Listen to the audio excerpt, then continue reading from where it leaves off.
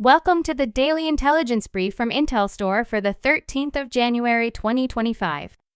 In today's top renewable energy news, UK onshore renewables developer OnPath Energy on Friday unveiled plans to invest around £1 billion in clean energy projects across the UK over the next 5 years. OnPath Energy was acquired by Canada's Brookfield Asset Management in December 2023. The announcement came during the official opening of their new company headquarters in Sunderland. The company said it has planning permission for up to 386 megawatts of renewable electricity generation and flexible energy storage projects, as well as another 517 megawatts in the planning system and 1,000 megawatts in the development pipeline. The Polish Culture Ministry has abandoned its appeal for distancing wind farms 1.5 kilometers from historical monuments, which is a step forward to unblocking wind energy development projects. The bill will be considered by the Standing Committee of the Council of Ministers.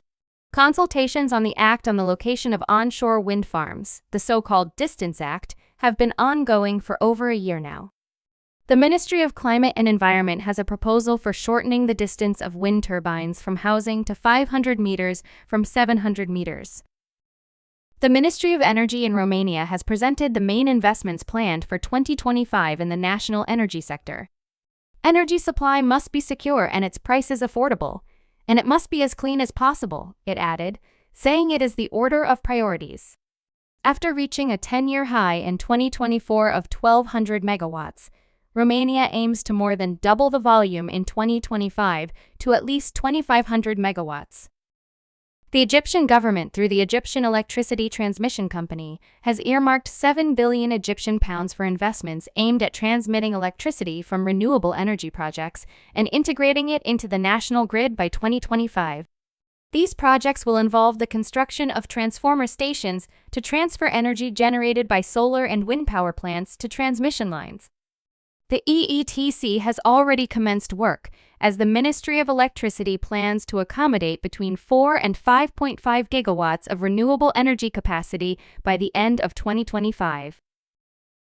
In the United States, the Office of Surface Mining and Reclamation and Enforcement has released the final rule notice regarding the repurposing of inert decommissioned wind turbine blades and towers in Wyoming.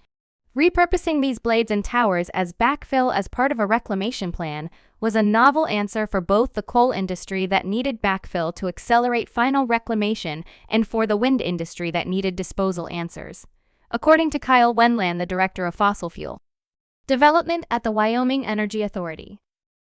You can learn more about all of IntelStor's market and sales intelligence offerings at www.intelStor.com and subscribe to our channel today.